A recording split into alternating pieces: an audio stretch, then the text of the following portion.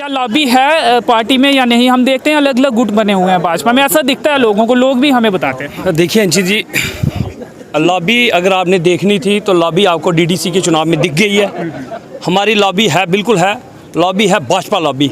Bhajpa lobby ने, भाजपा तो party है ना, उसके अंदर लॉबियां बनी हुई हैं अलग अलग, हर लॉबी अलग अलग कार्यक्रम भी करते हुए दिखती है। कोई अगर आपका दिन होता है तो उसमें भी अलग अलग कार्यक्रम, कभी किसी घर पे कार्यक्रम किए जाते हैं, कुछ लोग दफ्तर में पहुंचते हैं, कुछ कार्यक्रमों में हालांकि एक साथ भी दिखते हैं जब बाहर से नेता आते हैं। अंशी जी बात ऐसी है कि हमारे 419 ये पोलिंग बूथ है इस पूरे रियासी ज़िला के अंदर, और हमारे जो कार्यक्रम आजकल आते हैं जो बूथ तक जाते हैं, 419 बूथ तक जाते हैं।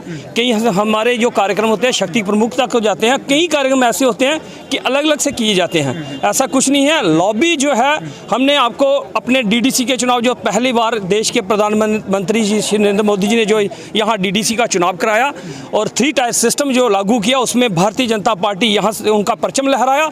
और मैं गर्व से कहता हूँ कि इसी लॉबी ने पूरा काम करके और यहाँ के छोटे छोटे से छोटा कार्यकर्ता ने काम करके अपना कार्य दिखाया। और तो जिताया, लेकिन 100 करोड़ कहाँ पे लगा? जो आपने जिक्र किया था एक इंटरव्यू में, वो 100 करोड़ कहाँ लगा? क्या मानते हैं कि गलती से आपने बोल दिया था? माफ़ी मांगेंगे लोगों से, कहीं गलती से निकला था, जानकारी गलत दी गई थी आपके नेताओं द्वारा? देखिए, उसको मेरे जो म्यूनसिपल के चेयरमैन हैं कटरा के, उन्होंने क्लियर किया था कि जो 100 करोड़ है, मैंने भी उनको यही कहा था कि कुछ पैसा जो लग चुका है, जिसमें 10 करोड़ लग चुका है, कुछ प्लान उनके बने हैं। जैसे उन्होंने कहा कि कहा था कि 100 करोड़ लग चुका है, जो स्कीमें हैं वो इम्प्लीमेंट हो गई है, पैसा वो लग चुका है पहले। आपने इंटरव्यू नहीं लिया था, वो जिन्होंने इंटरव्यू लिया था उनसे मैंने क्लियर किया है कि 25 करोड़ रुपया की मल्टीपर्पज़ जो पार्किंग है वो वहाँ बनने वाली है।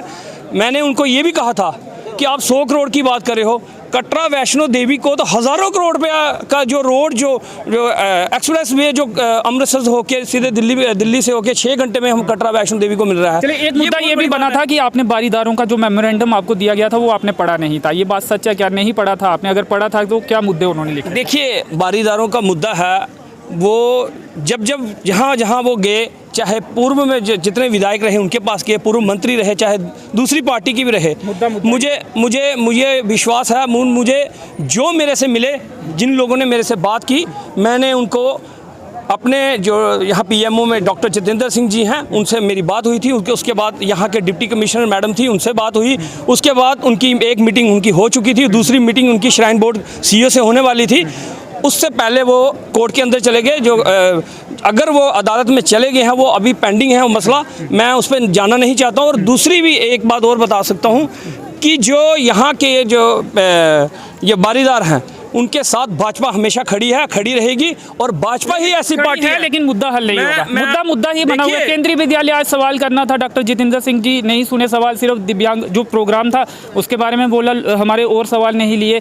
वो सवालों के जवाब कौन देगा? केंद्रीय विद्यालय अभी तक नहीं बना, बारीदारों का मुद्दा अभी तक हल नहीं हुआ। आप लगातार इंटरव्यूज में बोलते हैं लेकिन मुद्दे हल नहीं हो रहे। एक लाइन में जवाब चाहूंगा, खत्म करेंगे क्योंकि लोगों की थोड़ा सा क्लियर करना चाहूँगा। मैं इसको क्लियर करना चाहूँगा। आप कहते हैं कि भाजपा जो बोलती है वो करती नहीं है। भाजपा के जो हमारे परम आदरणीय, जब 1953 में उन्होंने कहा था कि 1953 से लेकर आज तक हम 370 और 3500 को हटाएंगे, तो 5 अगस्त 2019 को वो साकार हुआ। भारतीय जनता पार्टी की सरकार थी और मोदी जी प्रधानमंत्री थे। केंद्रीय विद्यालय और बारीदारों के मुद्दे की बात कर रहा हूँ, 370 की बात नहीं कर रहा, वो भी कोर्ट में। ऐसे मेरे जिला अध्यक्ष होने के नाते मैं आपको विश्वास दिलाता हूँ, केंद्रीय विद्यालय इन्हीं की डॉक्टर साहब की टर्न की इसी 2024 से पहले वो बनकर तैयार हो जाएंगे और क्लासें भी बैठेंगी। 24 होंगे। और कब से आपने वादा किया?